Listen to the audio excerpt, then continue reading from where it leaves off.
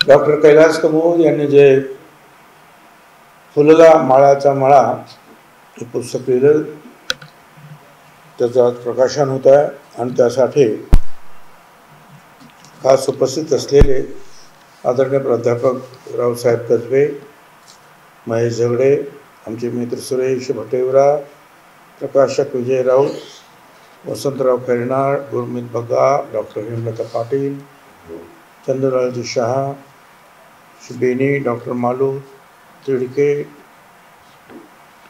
Doctor Sudhir Sankalecha आणि अर्थातच मंगलाताई कमोद आणि ॲडव्होकेट हिरेन कमोद आणि माझ्या बांधवांनो भगिनी. खरं म्हणजे ह्या विषयावर बोलणं माझ्यासाठी खूप अवघड आहे आणि ह्या विषयावर बोलताना जरा इकडे तिकडे काय जर झालं तर हे सगळे जे आहे उद्यापासून रात्रीपासूनच सुरू करतील ते उद्यापर्यंत तेच भुजबळ असं म्हणाले. तेच वाक्य जे आहे उद्यापर्यंत दुसरं कोणाचं वाक्य सापडत नाही तोपर्यंत माझं हे वाक्य चालू राहील. त्याच्यामुळे बाकीच्यांनी बोललं वेगळं. खरं म्हणजे सुरेश भटेवरांनी बोलायला फार मोठे लेखक आहेत ते आणि त्यांनी जो गांधी नेहरूंचा इतिहास फार मोठं 800 पानाचं पुस्तक आहे. ते तेवढं वाचलं की आपल्याला काँग्रेसचा इतिहास सुद्धा समजतो. तर हे पुस्तक जे आहे आता आमचे मित्र कैलास कमोद यांनी लिहिलं. त्यांचा आणि माझा परिचय खरं म्हणजे लहानपणापासून, कारण मी सुट्टीमध्ये मामाच्या घरी यायचो भगवानपुऱ्यामध्ये किंवा कमोद गल्ली म्हणतो आपण त्यांना. त्यावेळेला ते आमच्या घराच्या समोर राहायचे. एकीकडे ते रोकडे राहायचे आणि एकीकडे त्यांचं घर होतं. तेव्हापासून आम्ही मित्र, म्हणजे अगदी लहानपणापासून. मुंबईला तरी असलो लहानपणापासून तरी उन्हाळ्याच्या सुट्टीत यायचो 2 महिने मामाच्या घरी. त्यावेळेला मी खेळत बस अख्खं नाशिक आम्ही पालथं घालायचो. अख्खं नाशिक म्हणजे काय, त्यावेळेला मेन रोड आणि जुनं नाशिक म्हणजे अख्खं नाशिक झालं, बाकी काय नव्हतंच. त्यामुळे अख्खा चोर शिपाई जरी खेळायचं तरी तेवढ्यामध्ये आम्ही खेळायचो अख्ख्या गावात आणि ते शोधून काढायचो.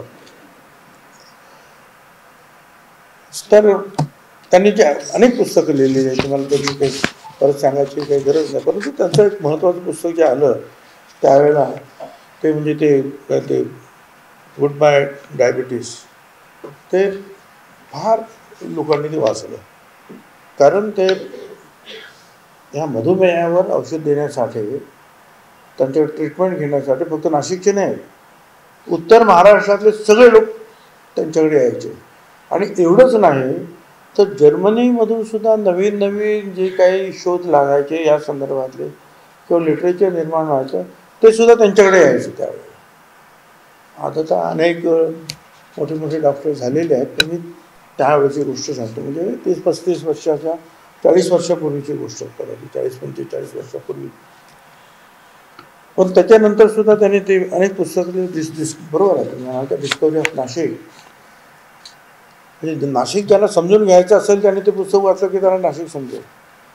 अगदी मग तो कुंभमेळ्यापासून तर सगळं काय आहे त्याच्यामध्ये. माझं Nashik, discovery of Nashik, 1 minute biography आणि अर्थातच ते गुणगुना रहे हैं भंवरे वगैरे. आणि मी पण त्याचा एक तो सभासद, म्हणजे सकाळीच त्याच्यावरती ती म्युझिकमध्ये कुठे चढ उतार आणि मग कोण किती चांगलं दिसलं, कोण किती कसं दिसलं आणि काय काय काय सगळं ते म्हणजे गाणं नंतर ऐकू आपण, पण त्याने जे काही लिहिलेलं आहे हां, आणि कधी कधी आपण म्हणतो इन बिटवीन द लाईन्स, तसं ते सगळं जे आहे ते आपल्या ते लक्षात येतं. आणि त्याच्यामुळे मी सुद्धा त्यांचा त्या बाबतीमध्ये फळाला आहे. आणि जसे इतर तुम्ही सुद्धा संगीत वगैरे, आता आम्हाला राजकारणाचं संगीत म्हणजे थोडंसं जरा शांततेची झुळूकच वाटते की बाबा बरं आहे हे तरी ऐकावं, रोज कोणाचं काहीतरी ऐकण्यापेक्षा हे ऐकलेलं म्हटलं बरं आहे बा. तर आता हे पुस्तक लिहिणं ही मोठी कठीण गोष्ट आहे. मला तर अनेकांनी सांगितलं की भुजबळ साहेब तुम्ही लिहा ना, शिवसेनेत असताना तुम्ही हे केलं ते केलं, महापौर झालं, दोनदा झाले, अमुक झाले, बेळगाव झालं, वरुड झालं, काय काय झालं आणि नंतर विरोधी पक्षनेते झाले वगैरे, मंत्री झाले, अनेक गोष्टी माझ्या आयुष्यामध्ये चढ उतार झाले. तुम्ही लिहित का नाही? मी अनेक वेळा प्रयत्न केला, पण अर्ध्या पानाच्या पुढे काही मी लिहू शकलो नाही. म्हटलं ठीक आहे, नंतर बघू आता काय, राहू दे. आणि आता काही शक्य होईल असंही वाटत नाही. आणि खरं लिहायचं झालं म्हणजे ते मोठा खंडच होईल माझा. तर सगळं तो चढ उतार, त्या कोणी किती शाली दिल्या, कोणी शाल जोडीतले दिले, काय हे सगळं खूप आयुष्यामध्ये आलेलं आहे. पण ह्या समाजामध्ये सुद्धा, मराठी समाजामध्ये गायकवाड म्हणजे आपले पांडुरंगराव गायकवाड साहेब, ते त्यावेळेला ग्रॅज्युएट होते आणि पत्रकार होते. आणि यशवंतराव चव्हाणांपासून सगळ्यांबरोबर त्यांची फार जवळीक असायची.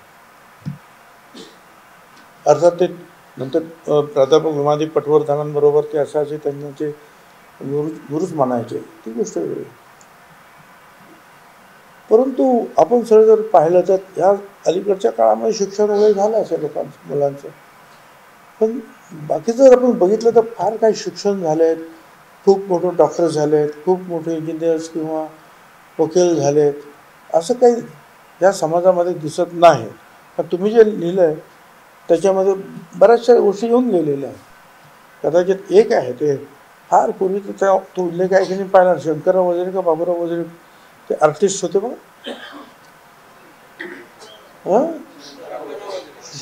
शंकरराव वगैरे, फाळके साहेबांबरोबर त्यांनी काम केलं. हां ते ते किंवा NT वगैरे आपले नगराध्यक्ष झाले होते, निवृत्तीराव वगैरे, अशी अनेक मंडळी झाली. पण राजकारणामध्ये सुद्धा काही त्याच्यामध्ये फार पुढे काही लोक आमचे आले नाहीत. हे मेन कोणतरी आमदार काहीतरी होतो, एखादा मंत्री होतो, एवढंच आहे. लेखकामध्ये सुद्धा मगाशी म्हटलं आपण गायकवाड, तर त्याच्यानंतर लेखक कोण? मागो माळी, गजमल माळी, हरी नरके तर काय प्रश्नच नाही की त्यांनी जे लिखाण केलेलं आहे, विशेषतः OBCसाठी किंवा आणि इतर विषयावर सुद्धा त्यांनी खूप लिहिलेलं आहे आणि अभ्यासपूर्ण लिहिलं आहे. आणि ज्याने ते आक्षेप घेतले ते खोडून काढायचं काम जे आहे त्यांनी अतिशय अभ्यासपूर्ण रीतीने जे आहे केलेलं आहे. त्यांची उणीव तर अलीकडच्या काळामध्ये मला रोज जाणवायचं. अचानक ते गेले सुद्धा. पण ही मंडळी आणखीन कोण आहे वाचक म्हणजे लिहिणार आहे आपल्याकडे? हे महेश झगडे हे लिहितात, पण हे जास्त ते प्रशासनावर किंवा ते त्या खात्यामध्ये काम करत असताना ते हिप्स जॉईंट्स वगैरे काय म्हणतात तुम्ही, ते कसे काय ते डुप्लिकेट आले नाही, काय झालं नाही, त्याच्यामुळे किती लाख लोकांचं नुकसान झालं, ते फार अमेरिकेपर्यंत पोचलं ते सगळं त्यांची. त्यामुळे हे फार पहिल्यापासूनच कुठल्याही मंत्र्याला, कुठल्याही राजकारण्याला हे आवडत नव्हते, कारण ते परवडत नव्हते. तर ते एकदम स्पष्ट बोला, हे चूक आहे, ते खोटं आहे म्हणजे खोटं आहे. त्यामुळे यांच्याकडे ज्या खाते आली त्या वेळेला अनेकांना त्यांनी सरळ करून टाकलं एकदम. त्यामुळे त्यांची लवकर कशी काय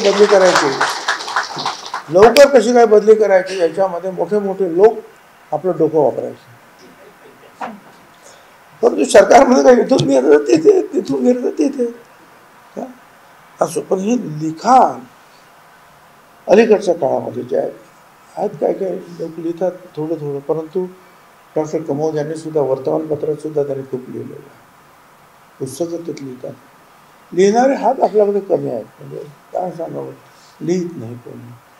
त्यांनी सांगितले किती IAS झाले, किती IPS झाले, 2-4 पास, बस संपला विषय. आता सुद्धा काही असते म्हणजे आपण म्हणतो खूप आपण पुढे गेलो, कुठे पुढे गेलो माळी समाजामध्ये. आणि उगीच आपल्यावर जे आहे ते बाकीचं सगळं आरक्षण तुम्ही खाल्लं मगाशी हे सगळं चालू आहे. अरे काय आरक्षण झालं? पण मी तर स्वतः जो आहे OBCसाठी काम करतो, त्याच्यामध्ये आता 450 जाती आहेत, पूर्वी 250 जाती होत्या, आता वाढत वाढत वाढत अजूनही ते येत आहे. त्याच्यासाठी लढतो आहे मी आता. पण हा प्रत्येक समाजाचा एक काहीतरी इतिहास असतो आणि त्याप्रमाणे जे आहे ह्या समाजामध्ये माणसं मोठी होऊन गेली,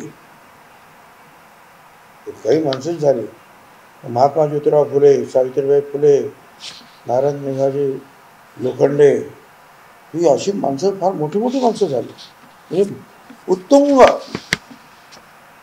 म्हणजे 2 शब्दात मी सांगेन की या देशामध्ये राज्यक्रांती केली ती छत्रपती शिवाजी महाराजांनी, पण सामाजिक क्रांती जर कोणी केली असेल तर महात्मा ज्योतिराव फुल्यांनीच केली. त्याला तोड नाही. पण एक आहे की ते सुद्धा सर्व दबलेले पिसलेत, फक्त माळ्यांसाठी काम नाही केलं. अतिशय जे दबलेले पिसलेले आहेत, दलित वर्गाचे असतील किंवा मागासवर्गीय, त्यांच्यासाठी त्यांनी काम केलं. विशेषतः स्त्रियांसाठी त्यांनी काम केलं की महिलांना सुद्धा पुरुषांसारखा समान अधिकार, म्हणून शिक्षणाचा त्यांनी जो ध्यास महिलांसाठी धरला. म्हणून सावित्रीबाई फुल्यांनी मग तो पुढाकार घेतला आणि शिकवलं. सावित्रीबाई फुले आणि ज्योतिराव फुले सामाजिक क्रांतीमधले 2 प्रणेते, असं उदाहरण जगामध्ये सापडणं फार कठीण आहे की ज्यांनी ज्या सगळ्या हाल अपेष्टा सोसून दगडधोंडे खाऊन हे सगळं काही केलं. ही अशी मंडळी इथे झाली.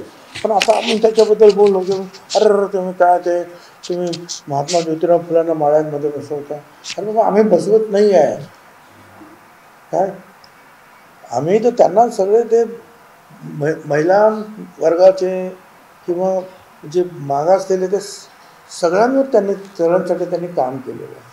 आता काय करायचं ते त्या माळी जाती जन्माला आले. आता नेहमी असंच होतं की एखादा मनुष्य फार मोठा झाला, एखादा संतसुद्धा आपण वाटूनच घेतले नाही का. नरहरी सोनार, सावतामाळी, रोहिदास, संत जगनाडे, तेली, हे वाटूनच घेतो आपण. मनुष्य मोठा झाला की मग तोपर्यंत तो त्या जातीला त्या माणसाची काय माहिती नसते, पण तो मोठा झाला की तो आपण त्यानं जातीत ओळखला पाहिजे आमचं येऊ दे आपण ते ओढतो. पण छत्रपती शिवाजी महाराज काय, आता कोणी काय म्हणत असेल, पण मी नेहमी सांगतो छत्रपती शिवाजी महाराज यांनी कधी असं त्यांच्या इतिहासात म्हटलेलं नाही की मराठ्यांचं सैन्य घेऊन ते लढले. छत्रपती शिवाजी महाराज हे मावळ्यांचं सैन्य घेऊन लढले. हे मावळे म्हणजे कोण, तर ह्या सगळ्या 18 पगड जाती आहेत ना, लहान लहान लहान बलुतेदार म्हणून ते सगळे हा सगळा इतिहास आठवत असताना मी अलीकडच्या त्या भाषणामध्ये काय शिवाकाशी, जेव्हा महालय, त्या लहान समाजातील नाविक समाजातील मंडळी किंवा इतर सगळे जे काय आहे आपले बहिर्जी नाईक वगैरे, ही सगळी मंडळी अतिशय लहान समाजाची त्यांनी काम केलं. मग याच्यात माळी समाजाने काय काम केलं का म्हणून मी पण शोधायला लागलो, तर ते मिळालं ना. आणि मग इतिहासामध्ये असं सापडलं की ज्या छत्रपतींनी जे शाहिस्तेखानाची जी बोटं तोडली त्या लाल महाराजांनी, त्यांना तिथपर्यंत नेण्याचं काम तर माळ्याने केलेलं आहे. एका माळी सैनिकाने ते काम केलेलं आहे. त्याच्यानंतर म्हणजे तो कुठे झोपतो, कसा मिळेल, काय मिळेल, इत्यंभूत माहिती काढून तिथपर्यंत महाराजांना ते घेऊन गेलेलं आहे. नंतर औरंगजेबाच्या कैदेतून आग्र्यावरून जेव्हा निघाले महाराज, तेव्हा जंजिरेच्या खिंडीवरील मोहिमेत खेसाजी गायकवाड हे माळी सरदार ते लढले. नंतर प्रताप अधिकारी, कृष्णाजी अधिकारी, बालाजी अधिकारी हे माळी सरदार कान्होजी आंग्रेच्या घोडदळामध्ये होते. साष्टी भागामध्ये ते पोर्तुगीजांबरोबर लढले. बाबाजी विठोबा अधिकारी हे माळी सरदार शिवाजी महाराजांच्या सैन्यात होते. येसाजी काटकर हे पंचहजारी माळी सरदार पानिपत रणसंग्रामामध्ये लढले. आणि पेशवेपद मिळवण्यासाठी ज्यावेळेला नारायणराव पेशव्यावर हे गर्दी चालून आले, त्यावेळेला चाफाजी टिळेकर हा माळी त्यांचा संरक्षण जो आहे तो त्यांच्या अंगावर पडला. पहिल्यांदा सगळे वार त्याने आपल्या अंगावर घेतले आणि नंतर मग ते मृतपाय झाल्यानंतर पुढे मग झालं. तर असे हे सगळे अनेक लोक आहेत माझे, असं नाही. संतांमध्ये सुद्धा संत सातामाळी वगैरे आहेत, हे सगळं आहे. पण एक गोष्ट महत्त्वाची कोणाला माहीत नसेल की आपण हे म्हणतो की पहिल्या डॉक्टर ज्या त्या देशातल्या हिंदुस्थानातल्या हिंदी डॉक्टर त्या आनंदीबाई जोशी होत्या. परंतु दुर्दैवाने जे आहे त्या इंग्लंडवरून पहिल्या डॉक्टर बनून आल्या आणि आल्यानंतर त्यांचं फार लवकर निधन झालं. त्यामुळे ते प्रॅक्टिस करू शकल्या नाही. पण मग दुसऱ्या ज्या आमच्या त्या होत्या रखमाबाई राऊत. त्या इंग्लंडहून डॉक्टर होऊन आल्या, त्या माळी समाजाच्या होत्या आणि त्यांनी जे आहे अतिशय खडतर व्यावहारिक जीवन असेल, घटस्फोट वगैरे सगळं जरी असतं तरीसुद्धा त्यांनी प्रॅक्टिस केली आणि इंग्रजांनी सुद्धा त्याबद्दल त्यांचं कौतुक केलं. तर असे काही आहेत की हे पुस्तकसुद्धा जे या पुस्तकामध्ये त्याचे जे आहेत उल्लेख जे आहेत त्यांनी आपण केलेले आहेत. आता अनेक गोष्टीवर म्हणजे आता टी व्ही चालूच आहे.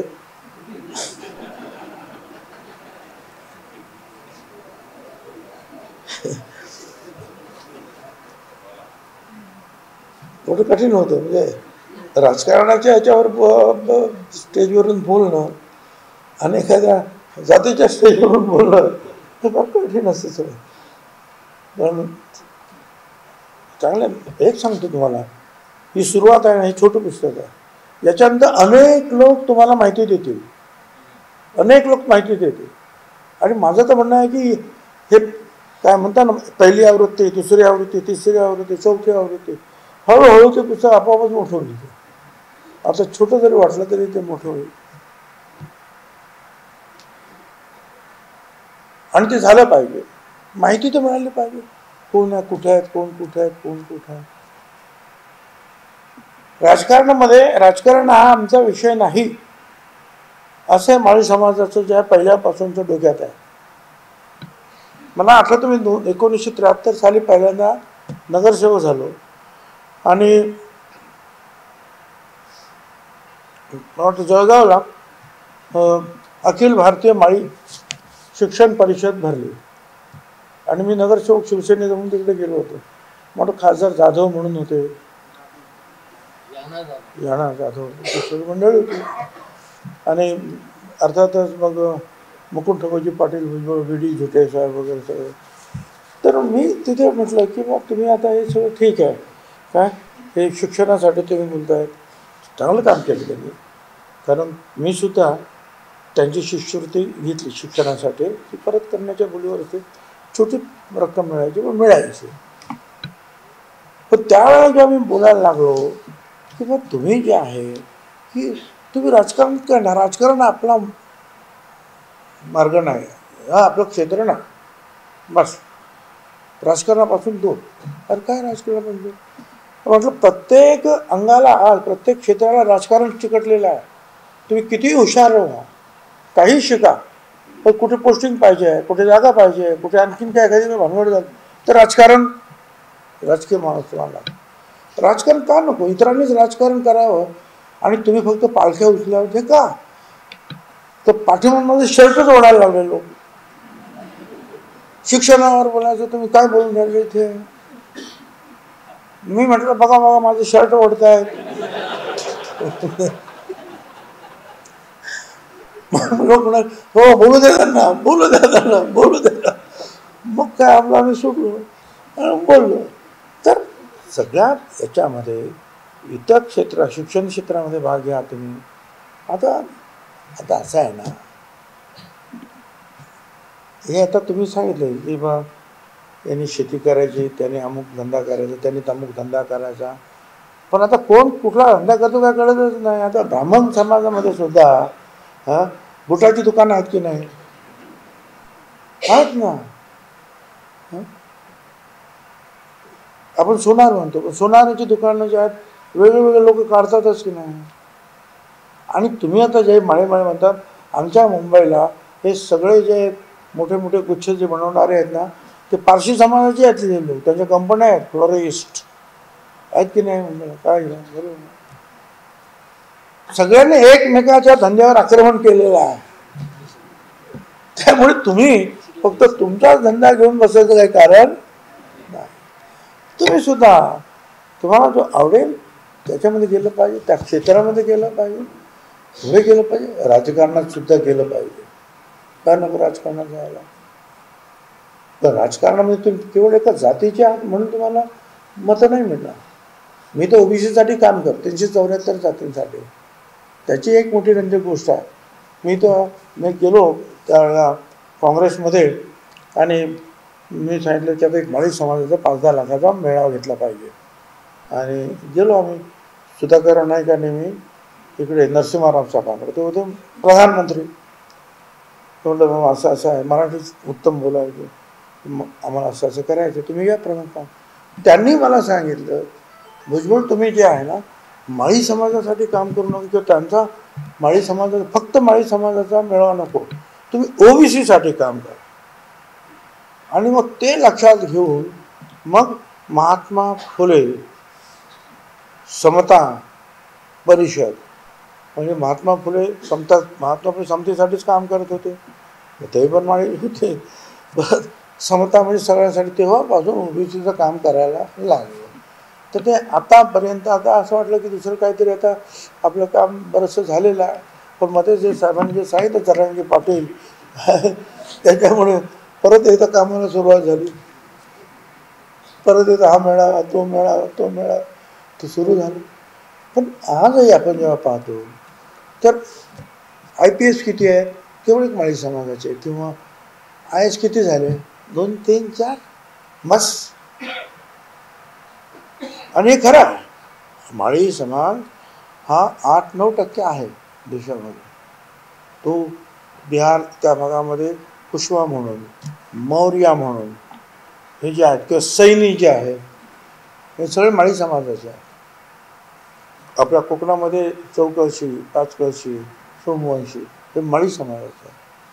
अशा माळी इकडे पुढे वरती गेलो आपण नागपूर तर मरार वगैरे ह्या सगळ्या जाती हे माळी समाजाच्या आहेत. तर असे माळी समाज वेगवेगळ्या ठिकाणी जे आहेत त्यांना त्या जाती आहेत ते बोललं जातं. वेगवेगळ्या ठिकाणी वेगवेगळे लोक जे आहेत आपल्या प्रयत्नाने पुढे गेलेले आहेत. काय अगदी अलीकडे जेव्हा आम्हाला बरं वाटलं, कोणीतरी सांगितलं अरे हा ऋतुराज गायकवाड आणि माळी आहे. म्हटलं अरे वा, क्रिकेटर, बॅट्समन. पण तोपर्यंत मला तर काही वाटलं नाही. पण तो पुढे गेल्यानंतर मग म्हटलं अरे तो माळी आहे. जातीचं याची गडबड आहे. मनुष्य पुढे गेलाय की तो आपल्याला आपलासा वाटतो. तोपर्यंत तो काय करतो काय नाही, काही लोक त्याला वेडा म्हणत असतील, काय करतो टाईमपास करतो, उगीच आपलं काहीतरी खेळत बसला, उगीच काहीतरी करत बसला, असं काहीतरी असतं. पण कलाकारांमध्ये सुद्धा निळू फुलेसारखी मंडळी झाली, आता अमोल कोल्हेसारखे जे आहेत. नाही असं नाही, पण तुमची जर संख्या जर तुम्ही म्हणता 8-9% जर आहे तर त्या प्रमाणामध्ये तुम्ही दिसला पाहिजे. त्याप्रमाणे सगळ्या क्षेत्रामध्ये तुम्ही पुढे आला पाहिजे, अगदी राजकारणासहित. तर आता मी अधिक याच्यात काय भेटलं असेल तर भेटलं असेल लोकांना त्या TV-वाल्यांना, पण काय भेटू नये म्हणून मला वाटतं लवकर मी आटोपलेलं बरं.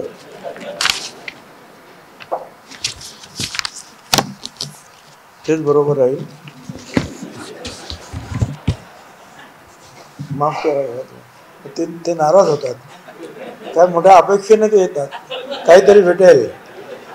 ते काय करणार बिचारे, त्यांचा पण दिवस त्यांना पगार झालो असतो. ते विचारतात काय भेटलं तुम्हाला, त्या भुजबळांकडे काय भेटलं, ते काय भेटलं नसेल. भेटलं असेल तर काय बघून घ्या जरा.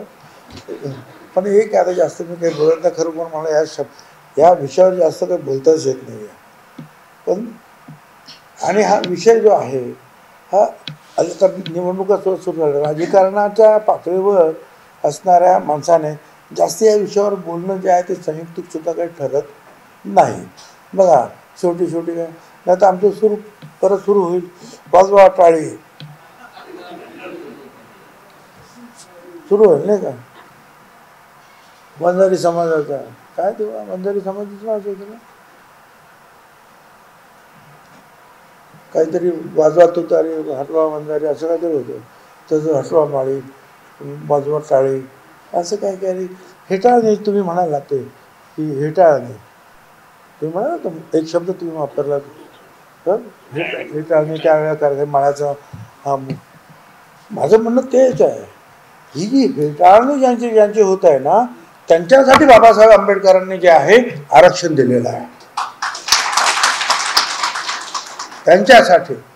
मग ती हेटाळणीचं स्वरूप कमी जास्त वेगवेगळ्या प्रकारामध्ये असू शकतं, पण समाजामध्ये ज्यांना कमी लेखलेला आहे, तुच्छतेनं ज्यांचा उल्लेख करण्यात आलेला आहे, ते चर्मकार असतील, दलित तर निश्चितच, आदिवासी निश्चितच, माळी असतील, वंजारी असतील, धनगर असतील, रामोशी असतील, बेरड असतील, भटक्या विमुक्त आहेत अनेक, की ज्यांना हा समाजामध्ये अजूनही दूर ठेवलेला आहे, दाबून ठेवलेला आहे प्रत्येक क्षेत्रामध्ये, त्यांच्यासाठी आरक्षण आहे. पण आता काय लोकसंख्या जास्त दिसली, दादागिरी, कोणाची आमदारांची घरं बिरं जाळली का माणूस फार मोठा एकदम नेता होऊन जातो ताबडतोब. काय करायचं, सापडलं का रे? बीडमध्ये आमदारांची घरं जाळली, म्हणजे एक त्याच्यामध्ये होते मराठा समाजाचे, पण बाकी मोजून सगळे जे आहेत ओबीसीचे लोक होते. जयदास क्षीरसागर, त्याची मुलं मला वाचली, त्या स्फोट झाले वगैरे, तो काय तिथे आपण जास्त बोलत नाही. आमच्या इथे सुभाष राऊत, त्याचं एक हॉटेल जाळून टाकलं आणि परत बोलायला मग म्हणजे भुजबळांनी जाळलं. निर्लज्जपणाचा कळस आहे. भुजबळ कशाला जाळायला जायचं, ते आमच्याच माणसाचं, आमचाच काय त्याचं हॉटेल जायला म्हणजे असे अनेक. आणि मग ते नेते होतात, आणि अशा वेळेला तुम्ही गप्प बसता. मग लढायचं तर किती लढायचं, कुणासाठी लढायचं आणि का लढायचं? या लढ्यामध्ये काय फायदा किती होतो याच्यापेक्षा नुकसान जास्त होतं कधी कधी, आणि ते झालेलं आहे. मागे सुद्धा झालेलं आहे, इथेच झालेलं आहे, नाशकात सुद्धा झालेलं आहे. आपल्याला सगळ्यांना माहिती आहे. जातीवरून मतदान मागितलं गेलं, जातीवरून मतदान टाळण्यात आलं. विकास किती केला ती गोष्ट बाजूला राहिली. सांगणारे खूप सांगतात, पण आज आम्ही छाती ठोकपणे आम्ही सांगू शकतो, होय मुंबई नाशिक रोड आम्ही केला, होय तो ब्रिज पण आम्हीच केला, हा फ्लायओव्हर भुजबळानेच केला. कसा केला, काय केलं, सगळ्यांना माहिती अडचण नाही. त्र्यंबकेश्वरचा रस्ता आज तिथे म्हणजे इंटरनॅशनल क्वालिटीचे जे आहेत रिसॉर्ट्स आलेले आहेत, आम्ही केला. तो शिर्डीचा रस्ता आहे, सप्तशृंगी गडावर फ्युनिक्युलर ट्रॉली केली, एअरपोर्ट, तिकडे बोट क्लब, अनेक गोष्टी अजूनही चालूच आहेत काय काय. पण ते सगळ्या बाजूला गेलं आणि जात आडवी आली. त्यावेळेस एवढं प्रचंड काम होतं, प्रचंड, हे ते कमीच सांगितलं. देवळं, मंदिरं, अमुक तमुक, रस्ते, सगळं काय झालं होतं. जात निवडणुकीमध्ये सुद्धा जे आहे ह्या जातीला महत्व आहे, आणि अजूनही तेच आहे. ज्यांचं काहीच कर्तृत्व नसतं ते जातीवर मतं मागतात, हे लक्षात ठेवा. ठीक आहे, शेवटी लोकशाही आहे, कोण कोणाला मतं देतो, कोण निवडून येतो त्याच्यावर आपण पाहतो. आणि म्हणूनच असं काही म्हणायचं काही कारण नाही की जातीवर लिहिणं किंवा जातीवर बोलणं हे फार चुकीचं आहे, असं करू नये. पण एक मी नेहमी तुम्हाला सांगत आलो की आमच्या तेली समाजात सुद्धा अनेक लहान लहान जाती, माळी समाजामध्ये सुद्धा किती जाती आहेत तुमच्या, हळदी माळी, गेरे माळे, कोचे माळे, आमके माळे, तमके माळे. तेव्हा सांगतो माळी तर माळी म्हणा निदान. ते आता पुस्तकात त्यांनी लिहिलेलं आहे की आता हे थोडं बरंचसं कमी झालं, आता सगळी माळी व्हायला लागली. आता तर त्याच्या पलीकडे आता गेलेलं, जग फार पुढे गेलेलं आहे. आता आंतरजातीयसुद्धा, आंतरधर्मीयसुद्धा विवाह व्हायला लागलेले आहे. परंतु निदान एवढं तरी नक्की करा का त्याच्यात तरी भांडणं नको. तेली तर तेली म्हणा, माळी तर माळी म्हणा, वंजारी तर वंजारी म्हणा, धनगर तर धनगर म्हणा, आणि सगळे मिळून जो आहे हा ओबीसी समाज येतो, हा 54% आहे, हा अजूनही जो आहे अनेक दृष्टीने मागा असा, ही रुलिंग कम्युनिटी नाही, पण मग ती व्हायला काय हरकत आहे. आणि म्हणून या अनेक जातीचा जो समूह आहे त्याच्यावर सुद्धा डॉक्टर साहेब तुम्ही लिहा, ओबीसीच्या बाबतीमध्ये प्रत्येक जाती किती आहे, कोण कोण काय काय त्याचं काम करतं हे पण लिहायला काय हरकत आहे. मग अशी सांगितलं रावसाहेबांनी त्याप्रमाणे जे आहे मग अनेक याच्यावर पीएचडी सुद्धा करतील ना, सांगतील. पण आपल्याला महात्मा ज्योतिराव फुले, सावित्रीबाई फुले, नारायणराजे लोखंडे अनेक असे जे आहेत लोक येऊन गेले. दीनबंधू पत्रकारिता चालवले, ग्रामीण भागातलं पहिलं वर्तमानपत्र, आजची रविवारची सुट्टी नारायणराव मेघाजी लोखंडेंनी, ही उत्तुंग मंडळी आपल्यामध्ये माळी समाजामध्ये येऊन सुद्धा माळी समाज जो आहे हा खुरटल्यासारखा, घाबरल्यासारखा नेहमीच वागतो आहे, राहतो आहे. भीती, मनात भीती, नको मला ताप नको, मला अडचण नको. पण तुम्हाला धाडस दाखवल्याशिवाय काहीच होणार. हे पुस्तक सुद्धा एक धाडस आहे हो. ते धाडस दाखवलं त्यांनी, गेले ठिकठिकाणी. त्यामुळे आज तुम्ही कौतुक करता, याच्या पुढे याचं कौतुक जास्त होईलच, कारण हाच पुढे एक मोठा ग्रंथ होणार आहे. एक लक्षात ठेवा, वेगवेगळ्या बाजूने आता याच्याकडे माहिती जमा व्हायला सुरुवात होईल. मी पुन्हा एकदा जे आहे हा फुलला माळ्याचा मळा, हा खऱ्या अर्थानं हा तुमच्या जीवनामध्ये आनंदाचा मळा फुलू दे आणि या पुस्तकाला सुद्धा प्रचंड यश मिळू दे, एवढंच सांगतो. धन्यवाद. जय हिंद, जय महाराष्ट्र, जय ज्योती, जय क्रांती.